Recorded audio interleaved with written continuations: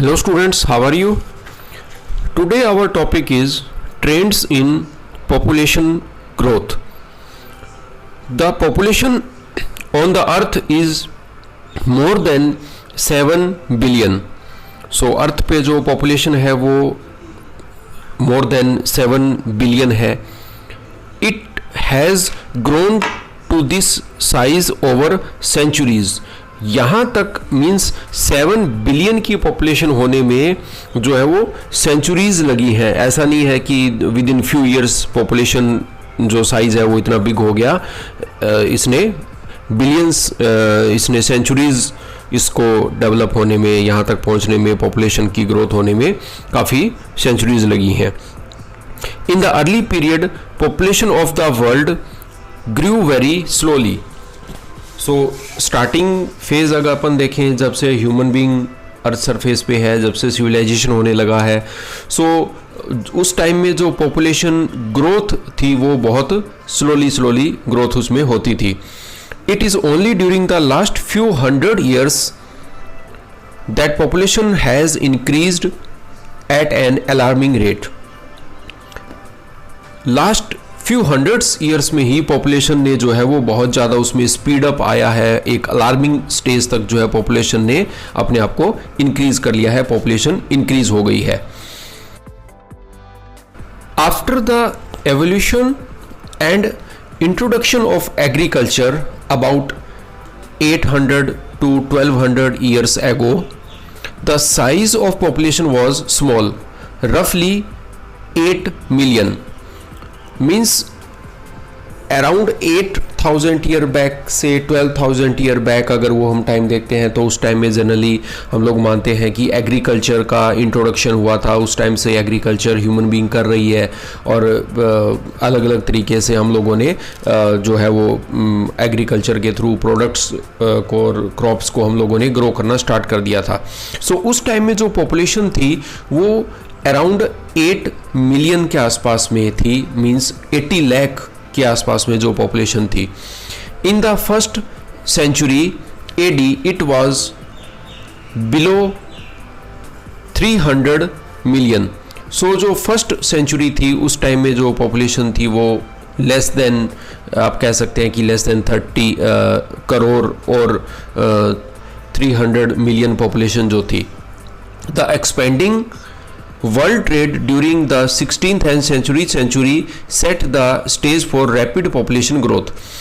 अब जो 16th और 17th सेंचुरी में जो वर्ल्ड ट्रेड इंक्रीज हुआ, उसके इंक्रीज होने से वर्ल्ड पॉपुलेशन में जो ग्रोथ थी वो बहुत स्पीड अप हो गई.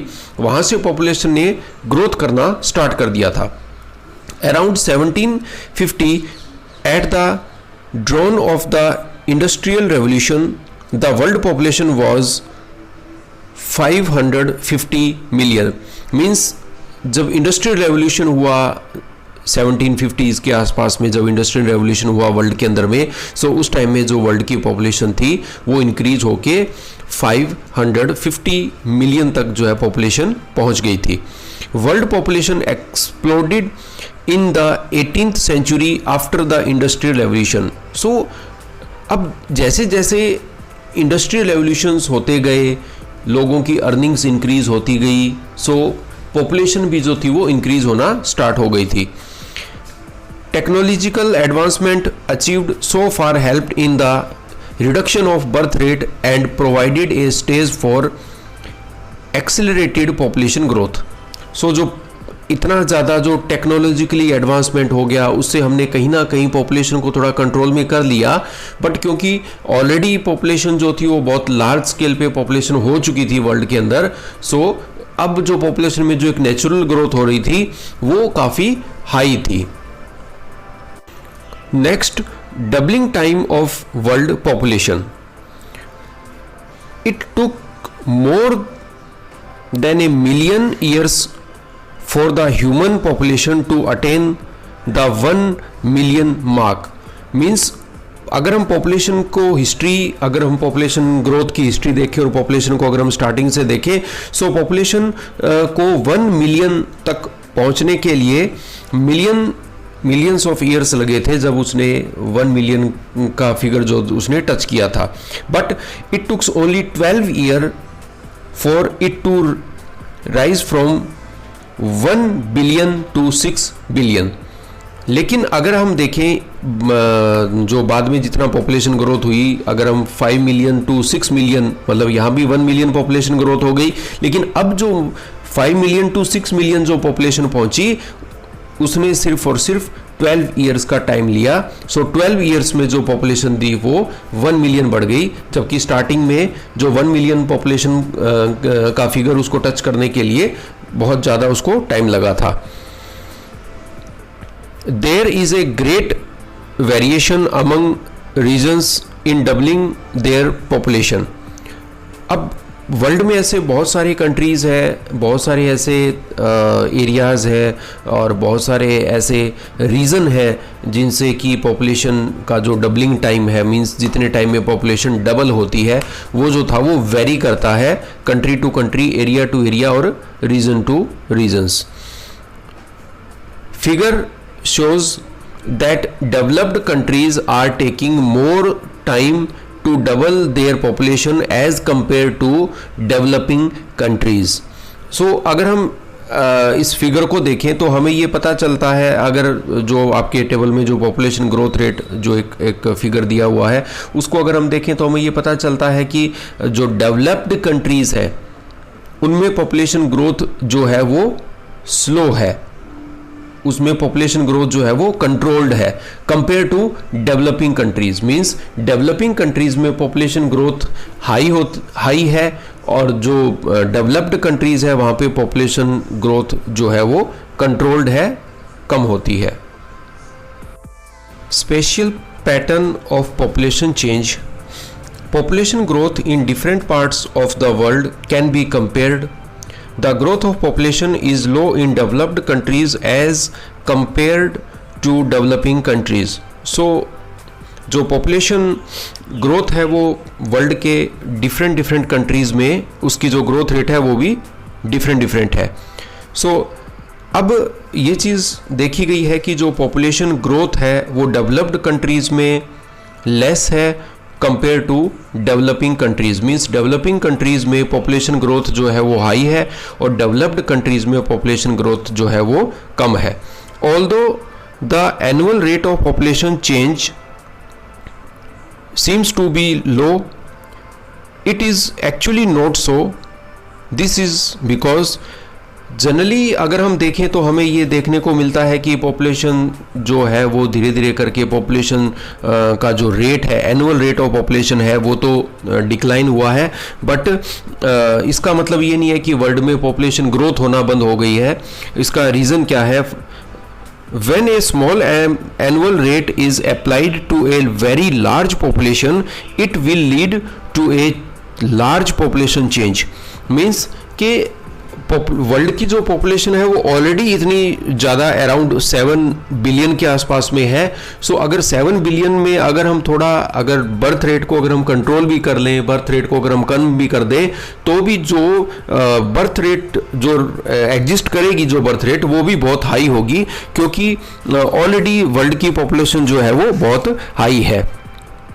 Even if the growth rate continues to decline, the total population grows each year, the infant mortality rate may have increases as has the death rate during childbirth। Impact of population change। A small increase in population is desirable in a growing economy। So means अगर कोई growing economical country है जिसकी economy continuously grow कर रही है, सो अगर उन countries में अगर पॉपुलेशन इंक्रीज होता है इन ए स्मॉल अमाउंट, सो वो एक पॉजिटिव साइन है उस कंट्री की ग्रोथ के लिए।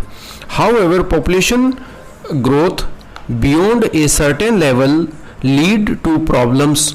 लेकिन अगर वही जो पॉपुलेशन है अगर वो एक लार्ज स्केल पे इंक्रीज होना स्टार्ट हो जाए, so it will lead some problems.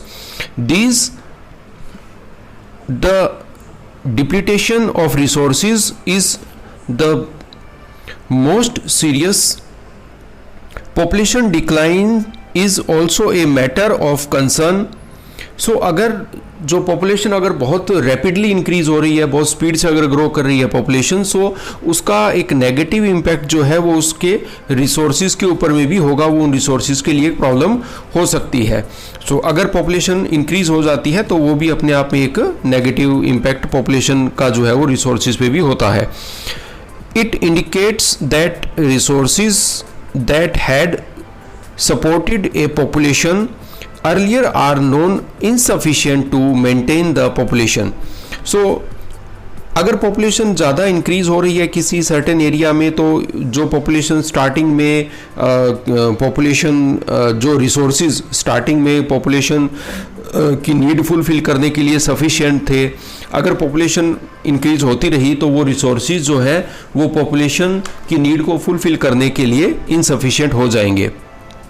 The deadly HIV/AIDS epidemics in Africa and some parts of Commonwealth of Independent States and Asia have pushed up death rates and reduced average life expectancy. This has slowed down population growth. सो अब Africa और जो other जो surrounding जो country थे, Asia के कुछ countries थे, वहाँ पे जब से HIV, एड्स या अदर जो भी एपिडेमिक्स जो भी डिजीज़ हुए हैं, उनसे क्या हुआ कि उन कंट्रीज़ की जो पॉपुलेशन थी वहाँ पे डेथ रेट जो है वो हाई हो गई और लाइफ एक्सपेक्टेंसी जो थी वो रिड्यूस हो गई. सो उससे भी पॉपुलेशन ग्रोथ कह सकते हैं, या पॉपुलेशन का जो भी पॉपुलेशन जो ग्रोथ हो रही है वो कहीं ना कहीं जाके उसे अफेक्ट हुई है, वो स्लो डाउन हुई है. Now demographic transition. Demographic transition theory can be used to describe and predict the future population of any area. Means जो डेमोग्राफिक ट्रांजिशन है उस थ्योरी के थ्रू हम लोग किसी भी एक सर्टन एरिया की पॉपुलेशन को हम लोग प्रेडिक्ट कर सकते हैं. फ्यूचर में पॉपुलेशन ग्रोथ किस तरीके की होगी वो चीज़ें भी हम लोग उनको पहले से हम कैलकुलेट कर सकते हैं, काउंट कर सकते हैं, प्रेडिक्ट कर सकते हैं. The theory tells us that population of any region changes from high birth rate and high death rate to low birth rate and low deaths as society progress from rural, agrarian and literate to urban, industrial and literate society. सो अगर आप demographic transition theory को आप देखें, सो वो हमें क्या reflect करती है कि हमेशा जो पॉपुलेशन है, अगर हम प्रीवियस हिस्ट्री में चले जाएं तो हर एक एरिया के अंदर में हाई बर्थ रेट थी और हाई डेथ रेट थी. डेथ रेट भी हाई थी और बर्थ रेट भी हाई थी. बट जैसे जैसे उस एरिया की सोसाइटी ग्रो करती गई, रूरल जो एरिया थे वो जो अर्बनाइजेशन होना स्टार्ट हो गया, लिटरेसी रेट इंक्रीज हो गई. सो वो जो पर्टिकुलर एरिया थे जहाँ पे हाई बर्थ रेट और हाई डेथ रेट थी, वहाँ पे भी स्लोली अब क्या हो गया कि डेथ रेट भी लोवेस्ट लेवल पे आ गई और बर्थ रेट भी जो है वो लोवेस्ट लेवल पे आ चुकी है. These changes occur in stages which are collectively known as the demographic cycle. So ये जो changes जो भी हुए, इनके जो अलग अलग stages हैं, stage 1, stage 2, जो इस तरीके से जो stages हैं उनको एक collectively अगर अपने देखें तो उनको demographic cycle बोला जाता है. So in this demographic theory, the first stage has high fertility and high mortality because people reproduce more to compensate for the deaths due to epidemics and variable food supplies. अब जो first stage है वो क्या show कर रही है? First stage जो में क्या होता है कि हाई मोर्टेलिटी रेट होता है और हाई फर्टिलिटी होती है. मींस डेथ रेट भी हाई होता है और बर्थ रेट भी हाई होता है. डेथ रेट हाई इसलिए होता है क्योंकि स्टार्टिंग टाइम में एपिडेमिक्स भी थे और फूड सप्लाई जो थी वो बहुत कोई बेटर न्यूट्रिशियस फूड अवेलेबल नहीं था या प्रॉपर एक न्यूट्रिशियस डाइट नहीं मिलती थी. सो उससे भी जो पर्टिकुलर उस एरिया की जो डेथ रेट है वो भी हाई रहती थी. The population growth is slow and most of the people are engaged in agriculture where large families are an asset. So the population जो ग्रोथ थी वो धीरे धीरे करके स्लो होती गई, और जो most of the peoples are engaged in agriculture. So क्योंकि पॉपुलेशन जो थी वो एग्रीकल्चर एक्टिविटीज़ में इन्वॉल्व थी, सो वो जो उस फैमिली के लिए जो वो लार्ज पॉपुलेशन या लार्ज फैमिलीज जो होती थी वो उनके लिए एक एसेट होती थी। Life expectancy is low, people are mostly illiterate and have low level of technology. 200 years ago all the countries of the world were in this stage. So क्योंकि स्टार्टिंग में क्या था कि एपिडेमिक्स भी होते थे, मेडिकल फैसिलिटीज़ इतनी ज़्यादा नहीं थी, लिटरेसी रेट भी लो था। सो उससे क्या था कि उन सर्टेन एरिया में लाइफ एक्सपेक्टेंसी लो थी, पीपल लिटरेट नहीं थे, टेक्नोलॉजी भी लो लेवल की यूज़ होती थी। सो ये एक जनरल सिनेरियो था स्टार्टिंग में, बिफोर 200 years बैक जो था वो almost in all the countries of the world. So जितने भी कंट्रीज थे वो सेम इसी फर्स्ट स्टेज में ही रहते थे। Fertility remains high in the beginning of second stage but it declines with time. So अब क्या हुआ कि सेकेंड स्टेज में क्या था, फर्टिलिटी हाई थी स्टार्टिंग में, सेकंड स्टेज की हाई में फर्टिलिटी हाई थी, बट जैसे जैसे टाइम आगे होता गया, मींस कंट्रीज़ में डेवलपमेंट होता गया, लिटरेसी आती गई, और सो उनसे क्या हुआ कि धीरे धीरे करके उन सर्टेन एरिया की जो पॉपुलेशन या जो बर्थ रेट थी वो डिक्लाइन होना स्टार्ट हो गई थी। This is a complaint by reduced mortality rate, empowerment in improvements in sanitation and health conditions lead to decline in mortality. So अब क्या हुआ कि मोर्टेलिटी रेट जो था वो रिड्यूस होना स्टार्ट हो गई थी, जो पब्लिक थी वो प्रॉपर सैनिटेशन और हेल्थ कंडीशंस उनके ऊपर में ज़्यादा उन्होंने फोकस करना स्टार्ट कर दिया था, तो जो मोर्टेलिटी रेट थी वो भी डिक्लाइन होना स्टार्ट हो गई थी।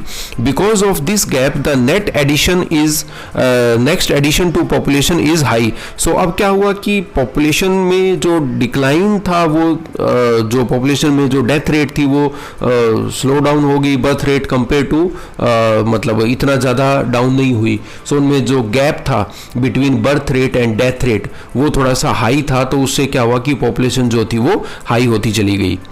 In the last stage both fertility and mortality decline considerably, the population is either stable और grows slowly.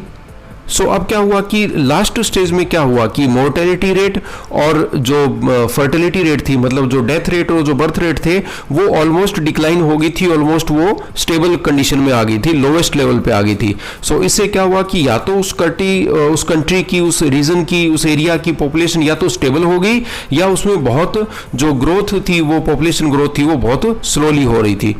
The population becomes urbanised, literate and has high technological knowledge, have disability control the family size। अब क्या हुआ कि जैसे जैसे urbanisation होता गया, technology का पब्लिक यूज़ करती गई, पब्लिक लिटरेट होती गई, तो उसे कहीं ना कहीं जाके जो पॉपुलेशन कंट्रोल करने में भी उसने अपना एक पॉजिटिव रोल प्ले किया। This shows that human beings are extremely flexible and are able to adjust their fertility। so इससे हमें ये पता चलता है, अगर हम बहुत डिटेल में अगर हम इसको देखें डेमोग्राफिक ट्रांजिशन को, सो हमें इससे ये पता चलता है कि ह्यूमन बीइंग जो है वो एक्सट्रीमली फ्लेक्सिबल है और वो अपनी फर्टिलिटी को कंट्रोल भी कर सकता है। Population control measures, family planning is the spacing और preventing the birth of child.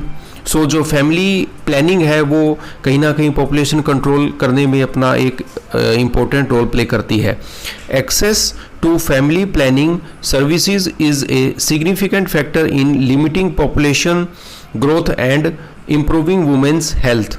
So जो फैमिली प्लानिंग है उससे कहीं ना कहीं वुमेन की हेल्थ पे एक पॉजिटिव इम्पैक्ट पड़ता है, और हम कहीं ना कहीं पॉपुलेशन की जो ग्रोथ है उसकी लिमिट को हम लोग कंट्रोल कर सकते हैं।